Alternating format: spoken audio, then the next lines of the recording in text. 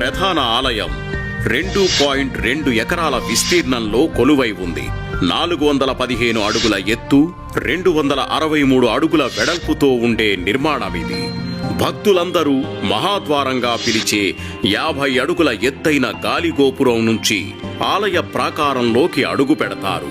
ఆలయ ప్రాకారంలో గర్భాలయానికి ముందుగా ధ్వజస్తంభం ఉంటుంది. అక్కడి నుంచి ఎడమవైపు వెళ్తే రంగనాయక మండపం వస్తుంది. ధ్వజస్తంభానికి కుడివైపున అద్దాల మహల్ ఉంటుంది. అసంఖ్యాక ప్రతిబింబాలను ఏర్పరిచే అద్దాల గది అది. గర్భగుడి మార్గంలో ముందుగా వెండి వాకిలి ఉంటుంది. ఈ గడప మొత్తం వెండి రేకులతో తాపడం చేసి ఉంటుంది. అటుపై బంగారు వాకిలి వస్తుంది. బంగారు వాకిలి దాటి ముందుకు వెళ్లే భాగ్యం చాలా మంది భక్తులకి లభించదు.